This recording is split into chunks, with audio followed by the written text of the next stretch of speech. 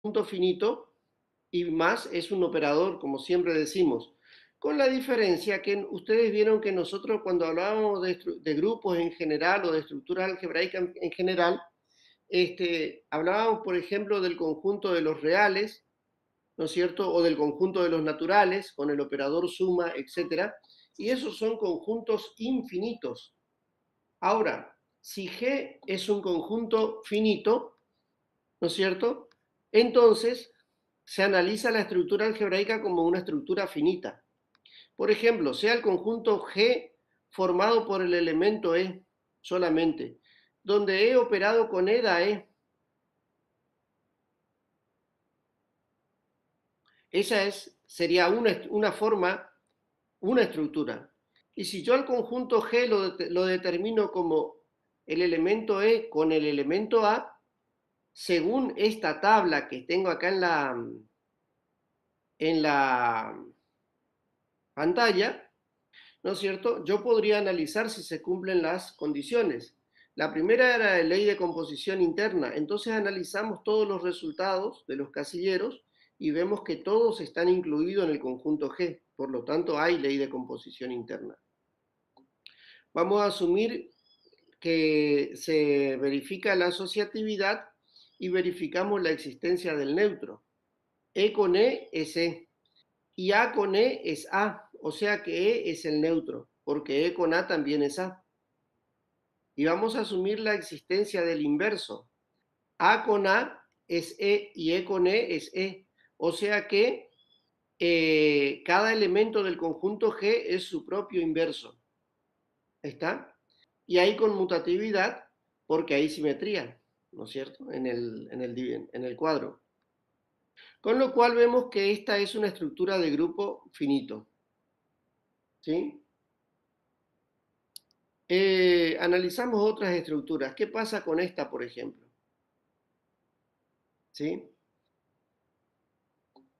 Yo digo, si el conjunto G tiene tres elementos, el elemento E, el elemento A y el elemento B, yo digo, en principio yo necesito que en todos estos cuadros estén E, A y B para que haya ley de composición interna. La asociatividad asumimos y decimos la existencia del neutro. E con E es E con A es A y E con B es B. A con E es A y B con E es A. O sea, con eso aseguramos la existencia del neutro. Ahora vamos a ver qué pasa con el inverso, ¿no es cierto? Para que haya inverso, bueno, yo tendría que decir, por ejemplo, A con A es B. En este caso, A con A es B. A con B es E y B con A es E y B con B es A. ¿Está? Entonces, fíjense que nosotros tenemos para E el inverso es E, para A el inverso es B y para B el inverso es A. ¿Está? Eh, con lo cual también se verifica. Luego acá tenemos una estructura un poquito más compleja y les quedaría a ustedes el trabajito de verificar en cuáles de estos cuadros, o eventualmente pueden ser todos, hay estructura de grupo finito y en cuáles no, ¿no es cierto? O sea, esto les dejo un poco a ustedes como ejercitación. A ver, permítanme un segundito. Ahí está, bien.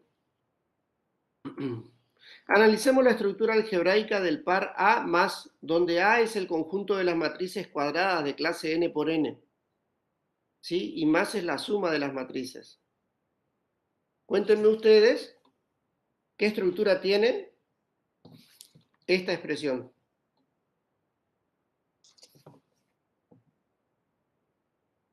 Está medio dormido parece hoy, ¿eh?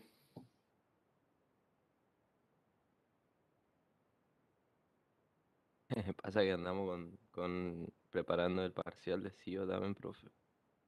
Ah, ¿Puedes repetir la No. pregunta, por favor? Bueno, si nosotros tenemos una estructura algebraica formada por un conjunto de matrices cuadradas de clase n por n, ¿está? O sea, suponemos puede ser de clase 2 por 2, de clase 3 por 3 o de clase 4 por 4, etcétera, pero no simultáneamente, ¿no es cierto? Y más es la suma de las matrices. El operador significa suma de matrices. La pregunta sería, ¿qué estructura algebraica ven ustedes ahí? Y bueno, para eso tienen que interrogarse, comenzar interrogándose si la suma de dos matrices cuadradas da otra matriz cuadrada del mismo orden. Sí, da.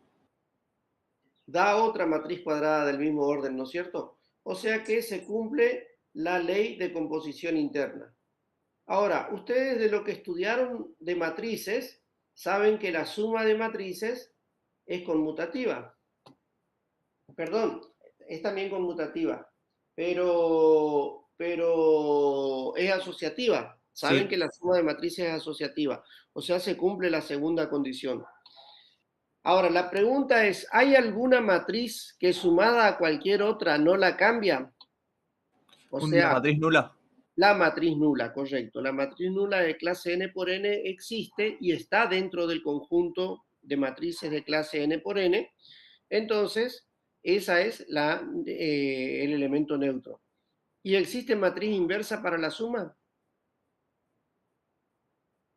Sí, sí, sí. Sí, ¿no es cierto? La matriz opuesta. Y hay conmutatividad, eso lo sabemos por el álgebra de matrices, ¿no es cierto? Luego acá tenemos una estructura de grupo abeliano. ¿Está? El segundo ejercicio en realidad tendría que estar antes que el primero porque este analiza las matrices de clase 2 por 2 en particular. El conjunto A ahora en el tercer punto es el conjunto de las matrices cuadradas de clase A menos B, B, A. Y más es el producto ordinario de las matrices. Analicemos la estructura K de clase 2 por 2 menos la nula, o sea, excluyendo la nula de clase 2 por 2 con el producto ordinario.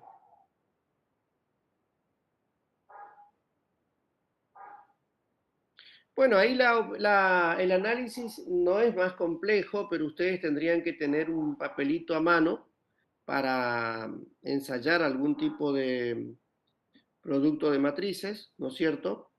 Y van a ver que en principio, el producto de dos matrices cuadradas es otra matriz cuadrada de la misma clase, ¿no es cierto? Producto de dos matrices cuadradas de la misma clase se supone, porque si no, no es posible el producto, es otra matriz cuadrada de la misma clase. Hay asociatividad del producto y existe elemento neutro en el producto de matrices, pregunto. Sí, la matriz mm, Identidad.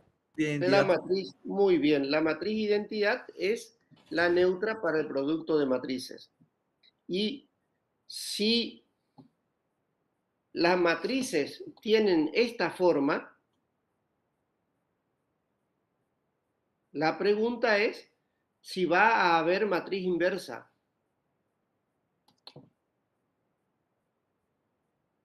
Ustedes saben que acá en realidad el problema se les plantea a ustedes más con álgebra que con lógica, porque tienen que nadar en el conocimiento de álgebra, ¿no es cierto?, del tema de matrices. Yo les repaso un poquito. ¿Cuándo una matriz admitía inversa?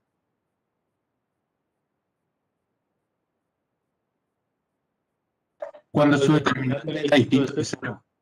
Cuando es cuadrada, primero, condición que sea cuadrada, y segunda condición que el determinante sea distinto de cero.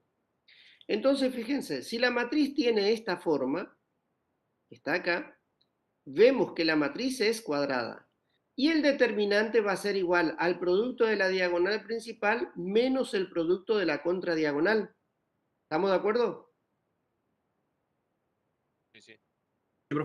¿Qué pasa? Cuando yo hago el producto de la diagonal principal, tengo A por A es A cuadrado, menos B por menos B es menos B al cuadrado. Pero el menos con el menos de la diferencia del determinante se me hace un más, ¿no es cierto? Entonces me queda A al cuadrado más B al cuadrado, el determinante de M. O sea, con lo cual yo tengo la suma de dos números elevado al cuadrado y eso siempre es un número positivo. Nunca puede ser cero si A y B son distintos de cero. Y nosotros hemos excluido la matriz nula de nuestro conjunto, con lo cual siempre hay matriz inversa, o sea, se cumple la condición de la existencia de matriz inversa, ¿sí? En esta estructura. ¿Está? Y por ser cuadradas, hay conmutatividad, así que estamos en una estructura de grupo abeliano.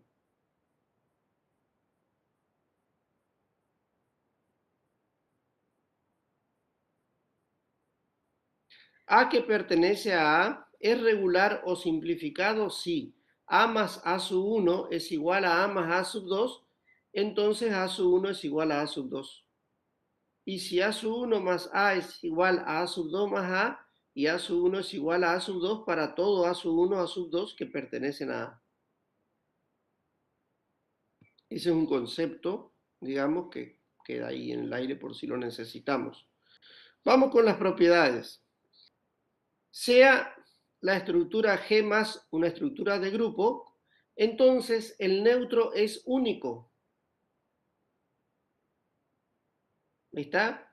Lo que les había adelantado yo cuando estudiábamos el elemento neutro. Ese neutro es único en todo el conjunto, es el mismo para todo elemento del conjunto.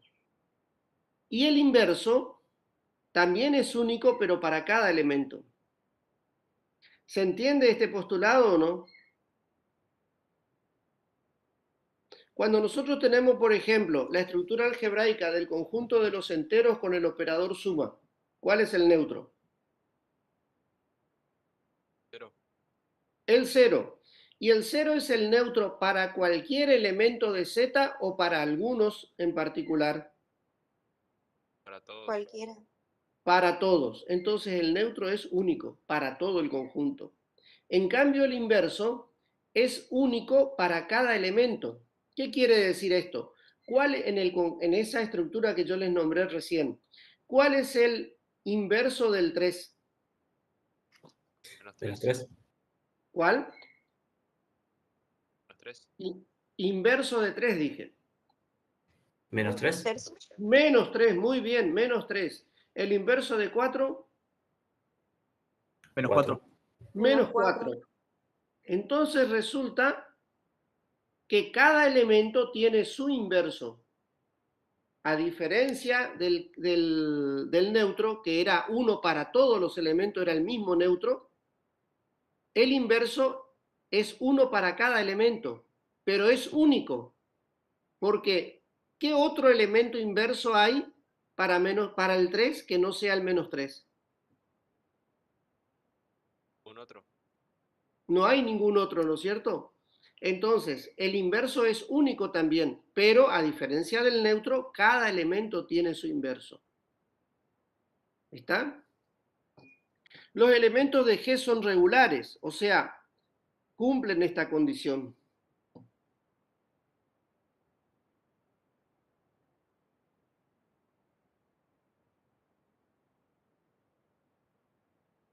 ¿Está? Las ecuaciones x más a igual a b, a más x igual a b, para todo a, b, x que pertenecen a G, admiten solución única en G.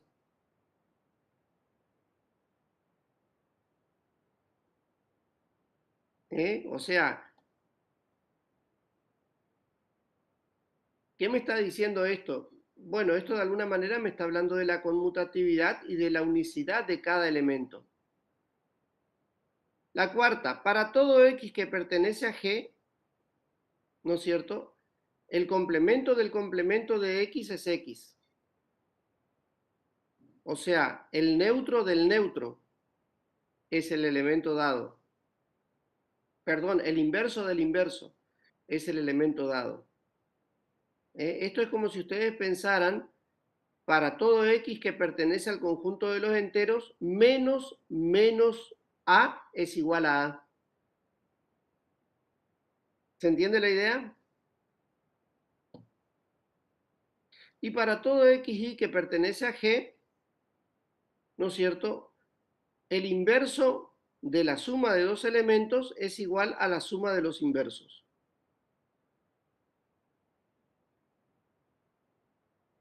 Subgrupos. Sea A más un conjunto no vacío S, es subgrupo de A cuando S es grupo con el operador más. O sea, yo tengo un conjunto A con un operador suma. Dentro de ese conjunto A, yo determino un subconjunto al que voy a denominar S, que también es no vacío. ¿Está? El grupo S más es subgrupo de A más si el conjunto S, que es el subconjunto de A, contiene el elemento identidad o neutro de A. Además, la suma es cerrada en S y S contiene los simétricos. Por ejemplo, todo grupo de A tiene al menos dos subgrupos. S1 es el neutro y S2 es el mismo conjunto A. La transitividad de los subgrupos, sean S1, S2 y S3, subgrupos de A. Si S1 es subgrupo de S2 y S2 es subgrupo de S3, entonces S1 es subgrupo de S3. La intersección de dos subgrupos es un subgrupo. Ejemplos. Sea el grupo A más, donde A es igual al conjunto de los enteros y más es la suma aditiva. Nosotros sabemos que esto es un grupo abeliano, ¿no es cierto? Ahora, pensemos nosotros, acá dice proponga, esto daría para una presencial donde estuviéramos frente a frente y pudiéramos hablar un poquito más. Pensemos nosotros en un conjunto, voy a escribirlo por acá, de momento nomás. Pensemos nosotros en un conjunto S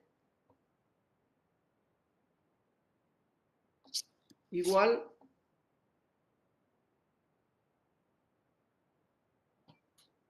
a menos 1, 0 y 1.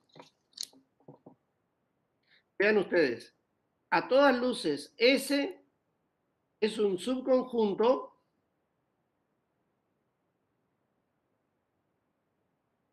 si lo podemos agrandar, ahí está. A todas luces, S es un subconjunto de enteros, ¿no es cierto? ¿Sí o no? Sí. ¿Qué pasa con este?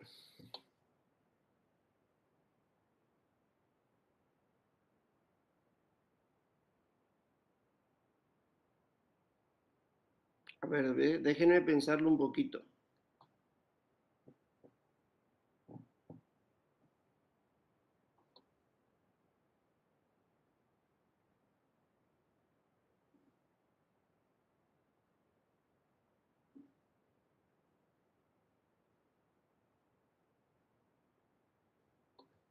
A ver.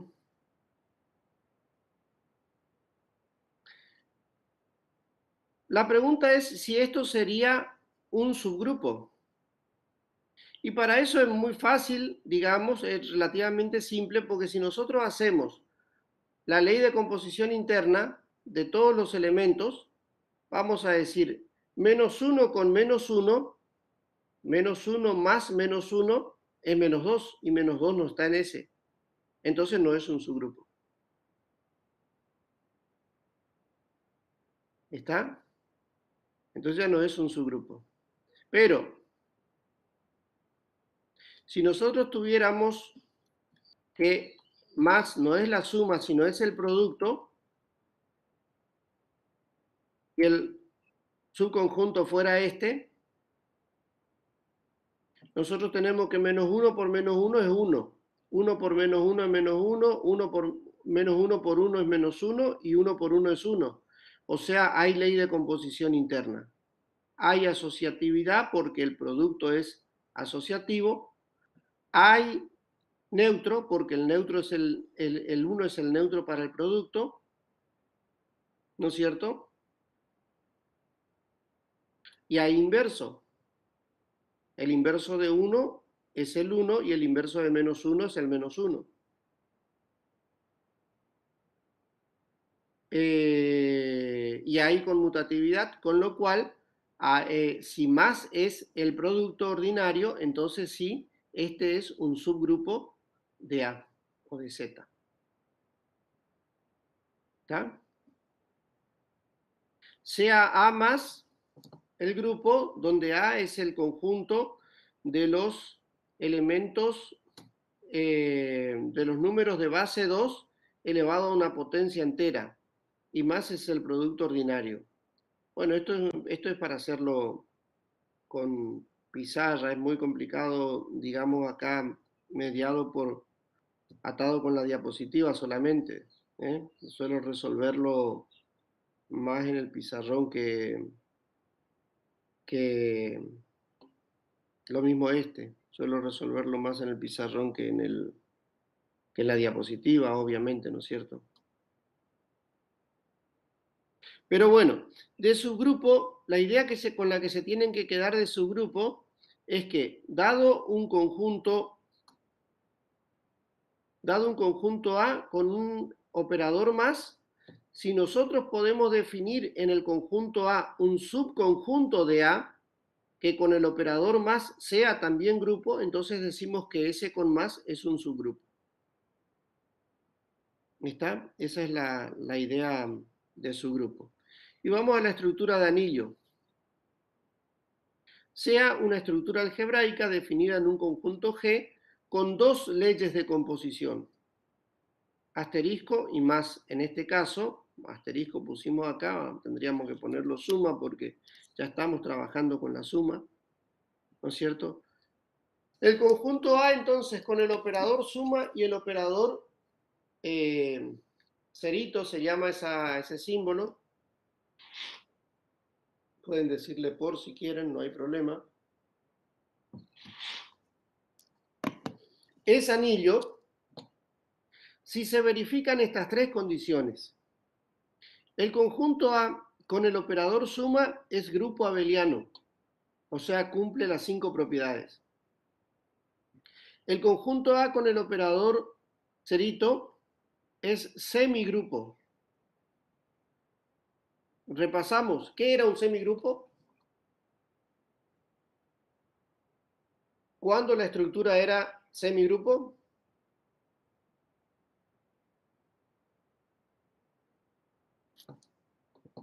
¿Me están escuchando o no? Ley de composición interna, neutro y asociativo.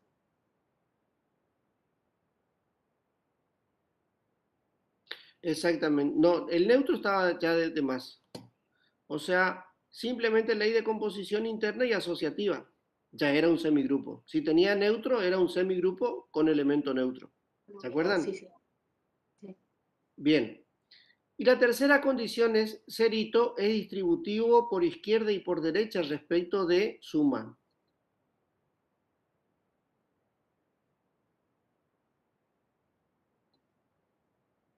¿Está? Entonces, para todo ABC que pertenece a G, se verifica que A por B más C es igual a A por B más A por C, y B más C por A es igual a B por A más C por A. Perfecto. Si la segunda... Sí, en este caso, cumpliendo estas tres condiciones, es una estructura de anillo. ¿Sí? ¿Alguien me va a preguntar algo? ¿Qué significa que sea distributivo a izquierda y derecha? O sea, no entiendo a qué se Bueno, me refiere iba a con eso. explayar un poquito más con un ejemplo acá. Piensen, por ejemplo, ustedes en el producto. El producto es distributivo por izquierda y por derecha. Porque si yo tengo acá un 5 multiplicando a la suma de A más B, yo puedo multiplicar 5 por A más 5 por B. Y si yo tengo acá B más C por 5, yo puedo decir el 5 lo distribuyo también acá y acá, ¿no es cierto? ¿Sí o no? ¿Sí o no? Sí, sí. O sea, en ese caso hay doble distributividad en el caso del producto. O sea, el producto, porque es conmutativo, es distributivo por izquierda y por derecha. Porque es conmutativo, da lo mismo que yo la A ponga adelante del paréntesis o la ponga detrás del paréntesis, como está aquí abajo. ¿Se entiende la idea esa? Sí, profe. En cambio, el cociente no es conmutativo. Entonces, no es lo mismo que yo diga A dividido la suma de B más C que la suma de B más C dividido A. ¿Se entiende eso? ¿O no? Sí, profe. Sí, se entiende. Bien. Si la segunda ley de composición es conmutativa, o sea, si el semigrupo es conmutativo, entonces es un anillo conmutativo. ¿Está? Entonces, anillo, grupo abeliano, semigrupo y doble distributividad de cerito con respecto a la suma. Si además la estructura algebraica de A con cerito es conmutativa, entonces tenemos un anillo conmutativo. Sea la estructura A más por, donde A es el conjunto de los números enteros, más es la suma aditiva y por es el producto ordinario. Vamos a analizar esto.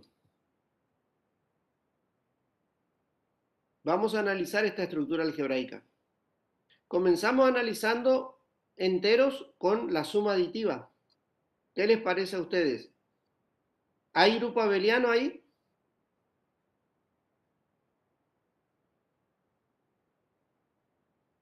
¿Sí o no? ¿No? ¿Por qué no? En la suma de los enteros es una operación cerrada. Sí. Se cumple la ley de cierre, ¿no es cierto? ¿Hay asociatividad de la suma? Sí, Mi profe, hay asociatividad. Se cumple la segunda. ¿Hay un neutro en el conjunto de los enteros para la suma? sí, el cero. Sí, ¿Cuál sí. es? El cero. Sí, Muy Sí, bien. sí. Cada elemento del conjunto de los enteros tiene un inverso para la suma. Sí, Sí. el mismo pero negativo. El opuesto, ¿no es cierto? Muy Claro, bien. pues. Y la suma es conmutativa. Entonces se cumplen las 5 propiedades. Luego, la estructura algebraica del conjunto de los enteros con la suma eh, aditiva es una estructura de grupo abeliano. Se cumple la primera condición. La segunda condición, el producto ordinario en el conjunto de los enteros es una operación cerrada. Sí, Sí, ¿no es cierto? Sí. Y es asociativo el producto. Entonces, es un semigrupo. Ya no seguimos analizando. Pueden haber otras propiedades que se cumplan, pero tenemos lo suficiente para decir. Ahí ya tenemos lo suficiente, a eso es a lo que me refiero. Y el producto es distributivo respecto de la suma por izquierda y por derecha. El caso que estuvimos viendo recién, ¿no es cierto? Entonces este es un caso de anillo. Ahora vamos a explorar un poquito más. El producto, además de ser ley de composición interna y asociativo, es conmutativo. Entonces tendríamos un anillo conmutativo. ¿No es cierto? Entonces anillo Sí. conmutativo. Y si además posee elemento neutro respecto del producto, es anillo con unidad. ¿Está? Como es este caso. Entonces, un anillo con unidad, cuyos elementos no nulos son inversibles, se llama anillo con división. Esa estructura algebraica es un anillo con división.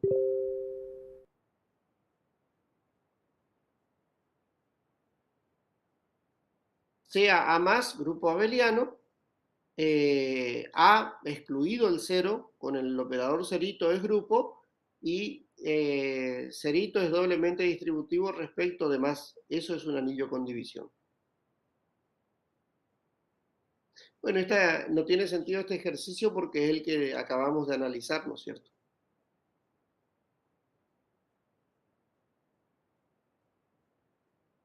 A ver. Si un anillo con división es conmutativo, se llama cuerpo. O sea, si hay grupo abeliano,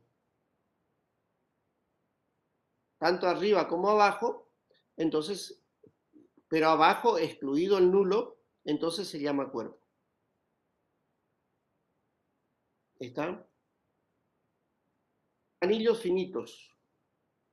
Bueno, es más o menos el mismo concepto de lo que veíamos antes nosotros de grupos finitos, ¿no es cierto? Lo tendríamos que tratar acá como anillos finitos. Pero esto de anillos finitos lo voy a dejar, lamentablemente no voy a desarrollarles porque estamos así un poquito bastante limitados, tendríamos que trabajar lo más en pizarrón y demás.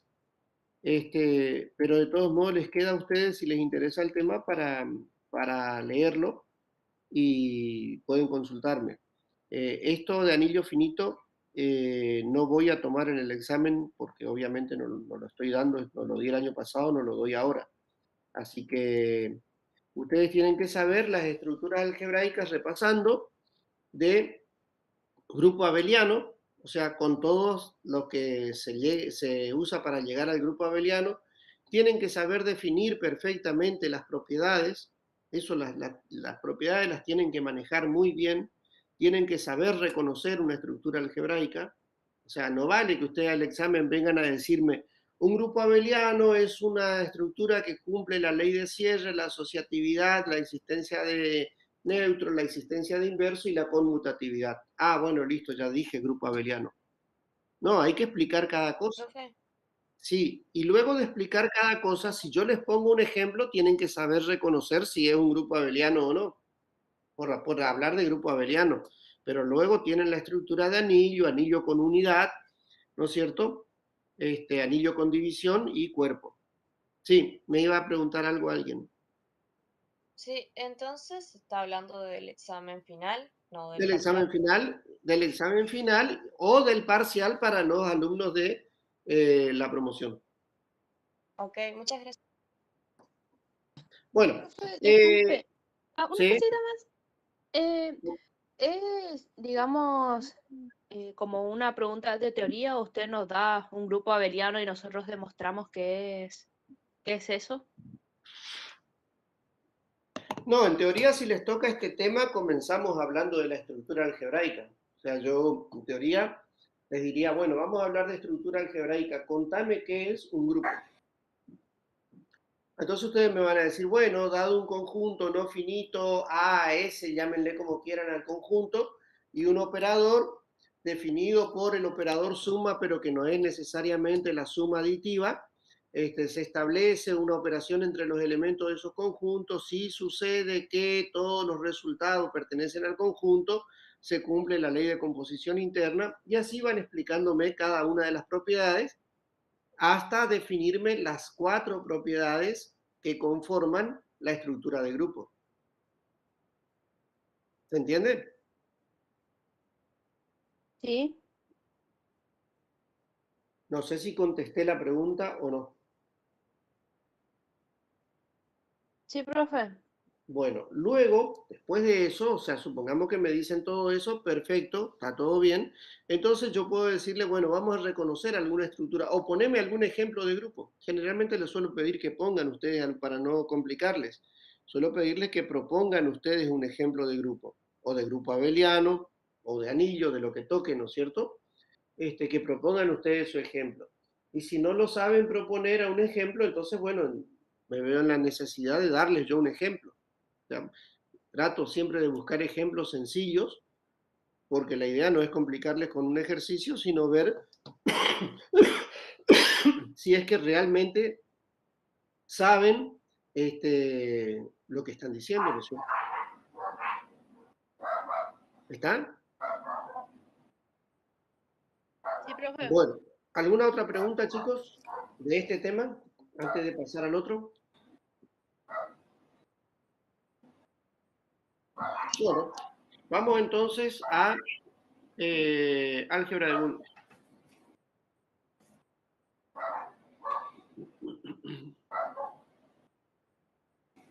Bueno, no es el mío ese, está claro. Perdón, me olvidé de mutear, la verdad. No pasa nada.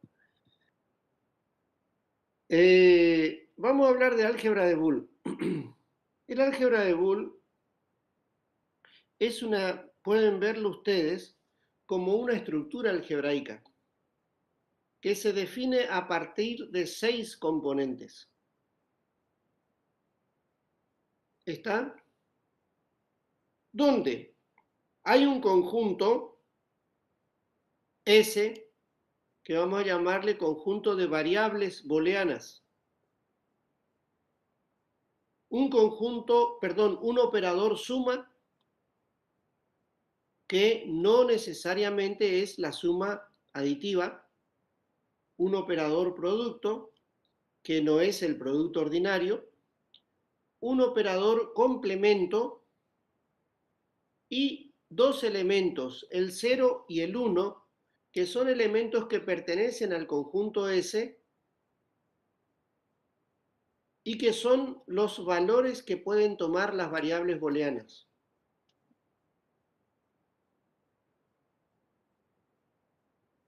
¿Está?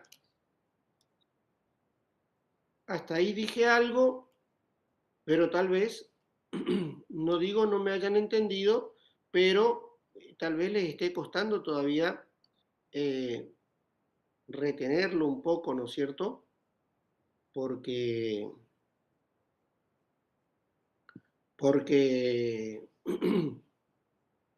es todo muy nuevo.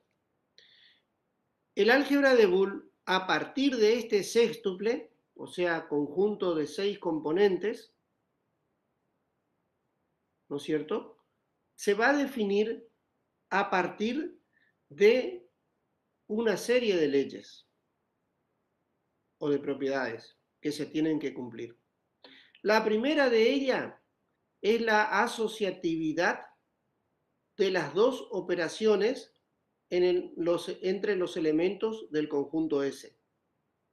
O sea, vamos a suponer que X y Z son variables booleanas del conjunto S. ¿Está? Cuando digo variables booleanas, son variables que pueden tomar los valores 0 o 1. Pero como no sabemos qué valor toman, lo dejamos expresado como variable y le decimos X, Y y Z. Entonces, la primera condición para que haya álgebra de Boole es que se tienen que cumplir las leyes asociativas en la suma, es decir, que X más Y más Z tiene que ser igual a X más Y, todo eso más Z. Y lo mismo para el producto. El producto de X por el producto de las dos siguientes tiene que ser igual al producto de las dos primeras por Z. La segunda ley que se tiene que cumplir para que haya álgebra de Boole es la conmutatividad en las dos operaciones. Ahí ya llevamos, fíjense, 4 leyes que se tienen que cumplir. Asociatividad para cada una de las operaciones son 2 leyes y conmutatividad para cada una de las operaciones son 2 leyes más. Otra ley que se tiene que cumplir, y acá comienza una novedad, entre comillas lo de novedad, ¿no es cierto? se tiene que cumplir la distributividad para las dos operaciones. O sea que X por la suma de Y más Z es igual a X por Y más X por Z. Y esto para nosotros es muy familiar porque estamos muy habituados a la distributividad del producto en la suma. Pero recuerden ustedes que no estamos trabajando con producto ordinario y con suma ordinaria, con suma aditiva, ni con producto ordinario. Entonces también se tiene que cumplir que X más Y por Z sea igual a X más Y por X más Z. La distributividad del operador suma en el operador producto. ¿Está entendido eso? Quiero que esto esté bien claro porque si no, álgebra de Boole se les va a complicar terriblemente. Díganme ustedes si esto está entendido o no. Sí, profe. Bueno, Sí. uno al menos entendió, dos. Bueno, hasta acá tenemos 6 leyes que tienen que cumplirse y vamos con 2 más. Las leyes de identidad o del neutro. ¿Está? Decimos que X más 0 es X y X por 1 es X. O sea, el 0 es el neutro para el operador suma y el 1 es el neutro para el operador producto. ¿Está? ¿Sí o no? Sí, profe. Y acá no hay opuesto o inverso, hay complemento. Entonces decimos que cada elemento de S tiene su complemento y si y solo si X más el complemento de X es igual a 1 y X por el complemento de X es igual a 0. Fíjense que el neutro para el operador suma es el 0 y el neutro para el operador producto es el 1. Y la suma de un elemento con su complemento da como resultado no el neutro de la suma, sino el neutro del producto.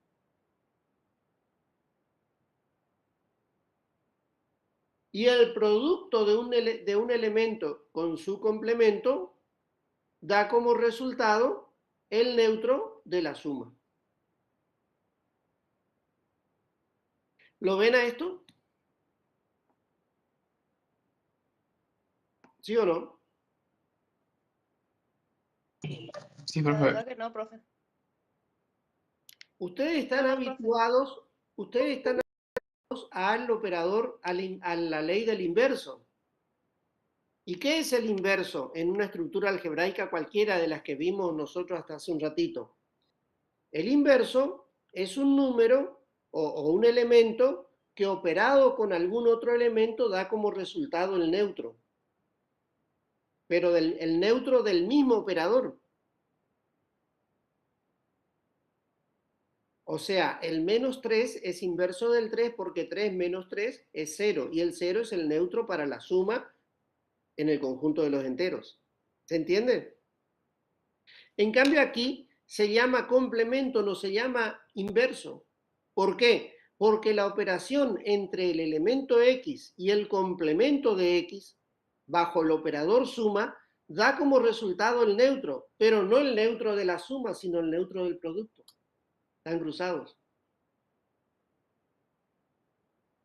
Y la operación entre la variable X y el complemento de X con el operador producto da como resultado el neutro, pero no el neutro del producto, que es 1, sino el neutro de la suma. El extremo amino tiene un protón de más. ¿Está? Y el extremo carboxilo pasaba a capturar. ¿Se encuentra la idea esa o no? Por ejemplo, Y ahí partía 2 más. Hay alguien que está hablando, dejó el micrófono prendido y está molestando. Ustedes que tienen el chat accesible, por favor, identifíquenlo y Ahí Matías lo que me dice, doctor, hay un Profe, usted no puede silenciar a todos y así volvemos, solamente hablamos cuando nos desilenciamos, por así el decirlo. extremo carboxilo fue saturada esa carga. A ver. Pasa que tengo que salir Esa del... carga eléctrica que predominaba por un ion hidrógeno Tengo que dejar de... A ver, vamos a dejar de compartir un momento. que rodea a ese aminoácido es ácido. Hay una gran concentración de ion hidrógeno. Entonces capta ion hidrógeno desde este extremo carboxilo. ¿Hasta ahí me siguieron? Milagros Ramos, dice profe. ¿Cómo? Bien. Milagros Ramos, dice Entonces, profe, carga eléctrica por lo que yo veo acá que está que tiene prendido el ¿Eso lo micrófono. dijo Matías? Carga eléctrica positiva que viene del amino. Bien. Ahora, yo coloco esta ion bajo la influencia de un campo eléctrico. ¿Cuál de los dos?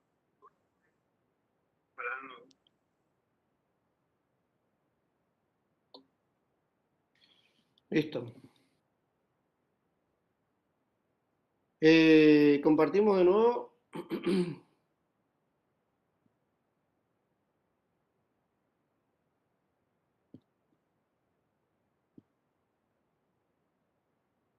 Bueno, ahí sigue en mi pantalla, ¿no es cierto? Ahí sí. Sí, profe. Volvemos. ¿Está entendido esta cuestión? Esto es bastante abstracto y no se asusten, no se asombren de que les cueste un poquito, más que entender, asimilar, o sea, aceptar, digamos, aprender. Uno entiende, pero por ahí uno tiene conocimientos previos muy sólidos, digamos, en otro sentido, y entonces cuesta un poquito hacer lo propio, ¿no es cierto? Pero me interesa que ustedes hayan entendido la explicación. Por ahora, lamentablemente, no puedo ofrecerles ejemplos de conjuntos numéricos, etcétera, porque el conjunto S no es un conjunto numérico, sino es un conjunto de variables booleanas. Entonces el álgebra de Boole se comporta como si fuera una estructura algebraica, pero en realidad en forma un poco diferente, ¿no es cierto? Porque una estructura algebraica es un conjunto cualquiera formado por elementos definidos con tal que el conjunto no sea vacío. Y el operador suma es un operador definido para los elementos de S. Eso es una estructura algebraica. Ah, pues bueno, veremos qué estructura es cuando analicemos si se cumple la ley de cierre, etcétera, etcétera. Puede pasar que no sea nada. ¿Está claro? En cambio, cuando hablamos de álgebra de Boole, el conjunto S es un conjunto de variables booleanas. ¿Está? ¿Y qué son las variables booleanas? Son variables que pueden tomar los valores ceros o 1. ¿Está? Y entonces, se define un álgebra de Boole si en el conjunto de variables booleanas se pueden definir los operadores más y por que cumplan de manera tal que cumplan estas condiciones que estamos diciendo nosotros acá. Las condiciones de leyes asociativas entre las variables booleanas para los dos operadores, leyes conmutativas para los dos operadores, leyes distributivas para los dos operadores, leyes de identidad o del neutro para los dos operadores y leyes del complemento para los dos operadores. O sea, 10 leyes que tienen que cumplirse. ¿Está? ¿Sí o no? Sí, profe. Sí, profe. Bueno, vamos a dar un pasito más. Vamos a decir, por ejemplo,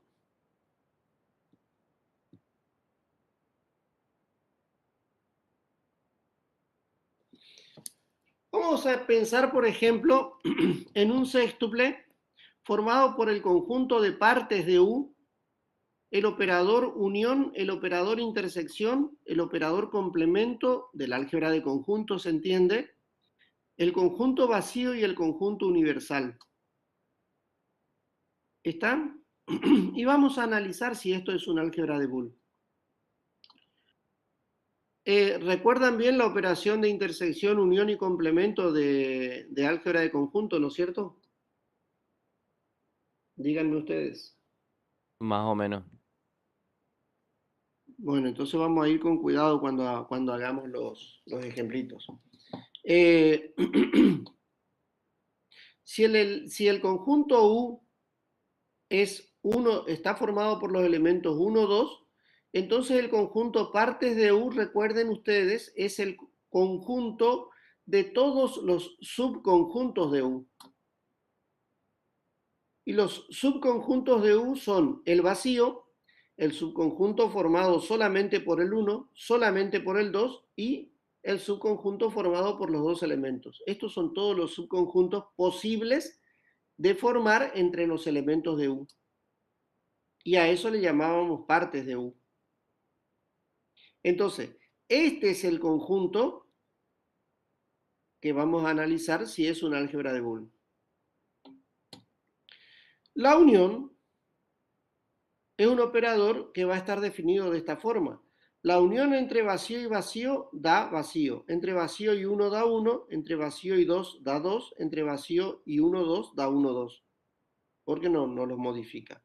La unión entre 1 y vacío es 1. Entre 1 y 1 es 1. Pero la unión entre 1 y 2 es 1, 2. ¿Lo tienen presente? Sí, profe. Y la unión entre 1 y 1, 2 es 1, 2. La unión entre 2 y vacío es 2, entre 2 y 1 es 1, 2, entre 2 y 2 es 2, y entre 2 y 1, 2 es 1, 2. Unión entre 1, 2 vacío es 1, 2, bueno, acá es 1, 2 todo, ¿no es cierto?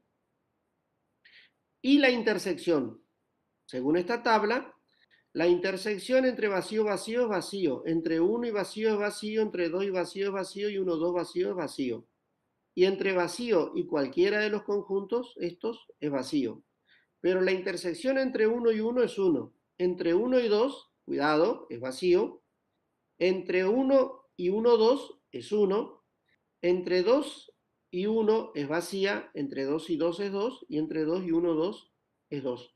O sea, la intersección son los elementos que tienen en común los dos conjuntos que estamos analizando. Para aquellos que no lo recuerdan bien. Por ejemplo, si yo analizo el conjunto formado por el elemento 1 y el elemento 2, ¿no es cierto? 1 y 2, no hay ningún elemento en común entre estos dos conjuntos, entonces la intersección es vacía. Sin embargo, entre el conjunto formado por el elemento 1 y el conjunto formado por el 1, 2, el elemento en común es el 1, entonces la intersección es este conjunto. ¿Está? Con la regla de la intersección se forma este cuadro que está acá. Y ahora vale analizar las leyes que nosotros hemos dispuesto recién en la definición del álgebra de Boole, ¿no es cierto? O sea, ¿hay asociatividad en la unión de conjuntos?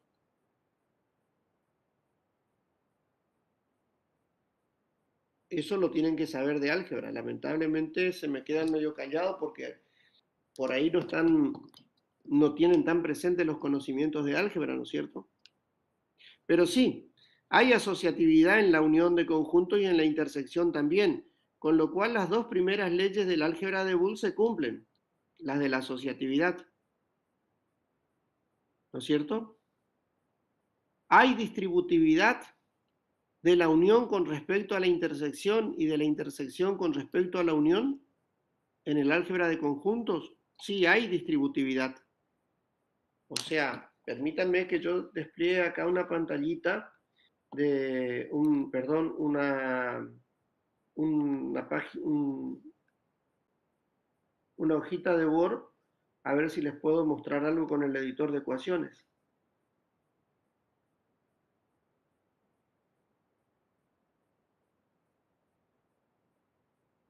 Cuando estoy hablando de la distributividad, de la distributividad de la unión en la intersección y viceversa, lo que estoy hablando es de esto. nada del otro mundo, ¿no es cierto? A unión B intersección C es igual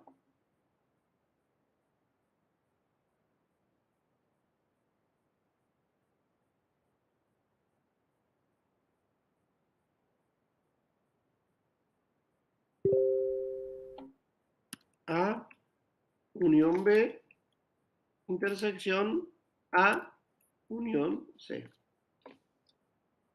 Esta es la distributividad de la unión en la intersección. ¿Está claro? No los escucho mucho, ¿no? Y la Sí, distributividad... profe, está claro. Ah,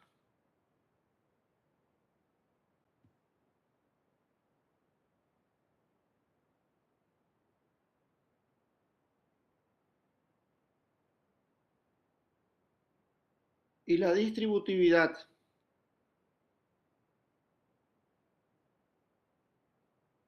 de la intersección en la unión opera de esta forma.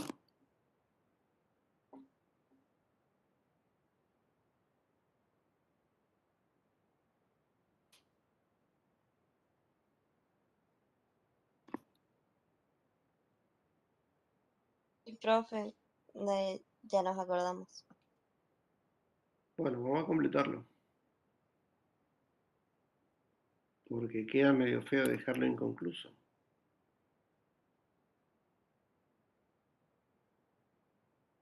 Entonces, miren ustedes esto, miren detenidamente, si quieren tomen apunte, avísenme si están tomando apunte, les dejo un ratito en pantalla, porque voy a cambiar y les voy a mostrar la definición de álgebra de Boole de nuevo para que ustedes hagan la analogía. ¿Puedo cambiar la pantalla? Profe, ¿Sí? No, no está, profe. ¿Cómo? No, no está, digo. Bueno, me avisan cuando está, por favor. Se puede sacar una screen y copiarlo después.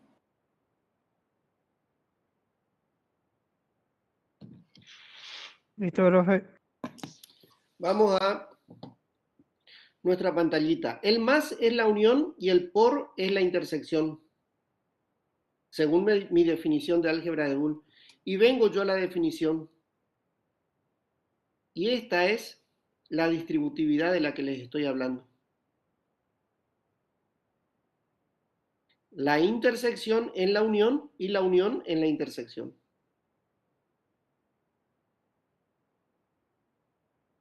¿Lo ven claro ahora? sí, profe. Bien. Se cumple entonces la doble distributividad. Ahora vamos a analizar si hay leyes de identidad. Fíjense, para cualquier conjunto, ¿no es cierto?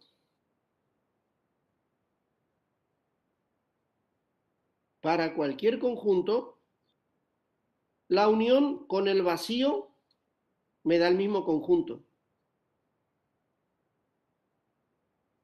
Y la intersección con el 1, 2 me da el mismo conjunto. Entonces hay identidad. El neutro para la unión es el vacío y el neutro para la intersección es el 1, 2.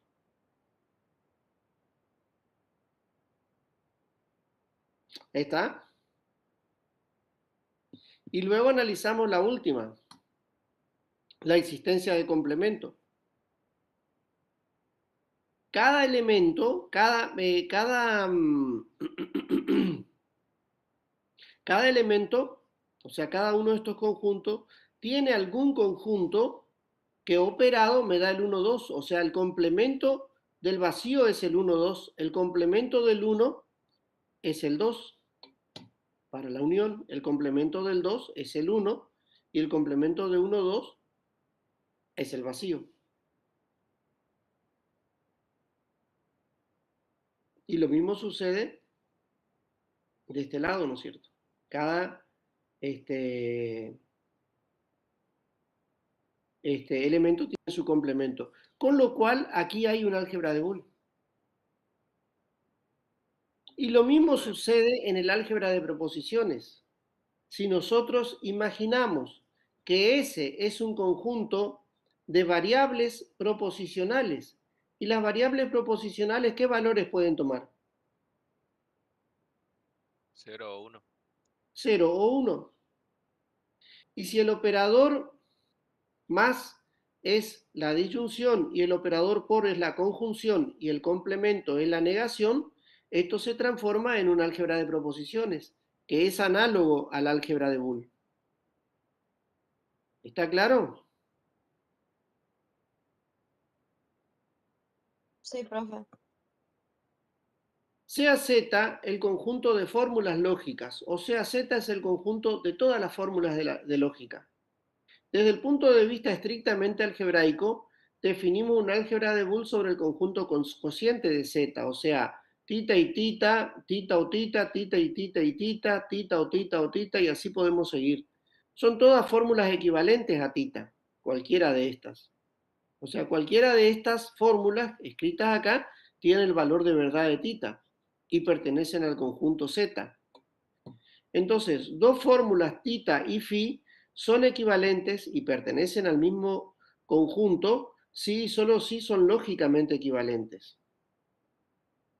Llamamos la clase de fórmula tita y designaremos de esta forma tita entre corchetes a las formadas por todas las fórmulas lógicamente equivalentes. Por ejemplo, este conjunto es tita entre corchetes, ¿no es cierto? Porque todas estas fórmulas son lógicamente equivalentes. Estas son lógicamente equivalentes entre sí, etc. La relación de equivalencia induce una partición del conjunto Z. Cada clase es no vacía, son disjuntas de A2 y la unión de todos es el universal, o sea, están todas las fórmulas. A eso se hace referencia cuando decimos sea Z el conjunto de todas las fórmulas, de todas las fórmulas, ¿no es cierto? Entonces vamos a decir X más Y en el álgebra de Boole es equivalente a decir conjunto X unión conjunto Y, que es equivalente con decir variable proposicional P o variable proposicional Q. Lo mismo para el producto booleano con la intersección de conjunto y con la conjunción de lógica. Y lo mismo para el complemento, o sea, el complemento booleano es el complemento de conjuntos y es la negación de lógica. Asumiendo el orden de precedencia de los operadores del lenguaje proposicional, definimos que en el álgebra de Boole el producto precede a la suma. Es decir, si yo tengo una operación escrita de esta forma, como el primer miembro, yo no necesito poner el paréntesis, porque si yo quito el paréntesis, es la misma operación porque yo asumo que se hace primero el producto y después la suma. O sea, se hace primero la conjunción y después la disyunción.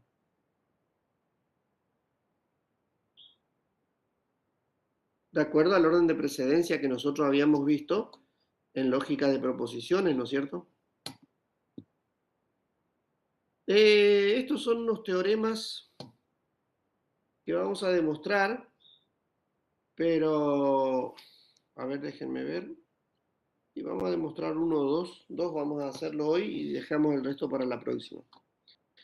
La unicidad del complemento. Vamos a demostrar que el complemento es único para cada elemento. Si x más y es igual a 1 y si x por y es igual a 0, entonces y es igual a x'. Porque se acuerdan que nosotros decíamos para que haya álgebra de Boole, x más x' tiene que ser igual a 1 y x por x' tiene que ser igual a 0. La demostración es si y es igual a y por 1, lo cual es válido porque el 1 es el neutro, entonces y es igual a y por x más x', porque x más x' es 1. Aplicando la distributividad del producto en la suma, tengo y es igual a y por x más y por x'. Haciendo conmutativa, tengo y es igual a x por y más x' por y. Pero resulta que x por y es igual a 0 por la hipótesis, más x' por y. Pero 0 es x por x'.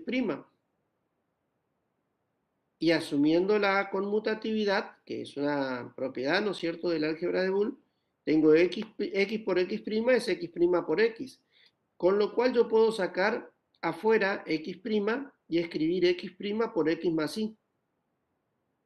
Pero x más y es igual a 1 por hipótesis. Entonces y es igual a x' por 1. Luego y es igual a x'.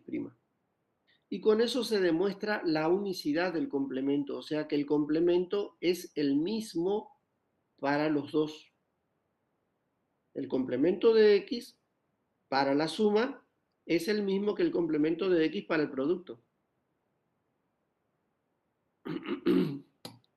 Si tiene complemento, el complemento debe ser el mismo.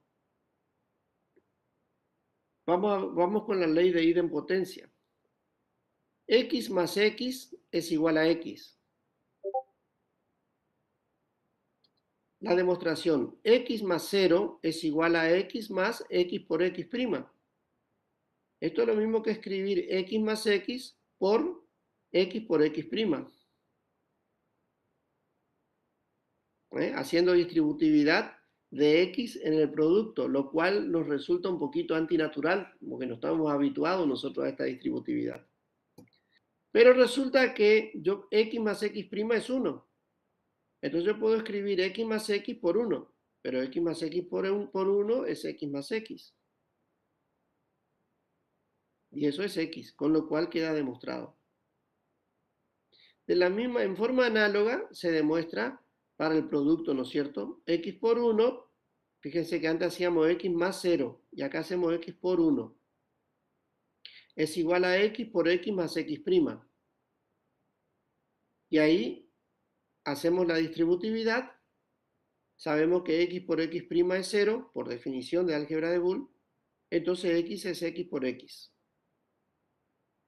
Y esa es la ley de idempotencia.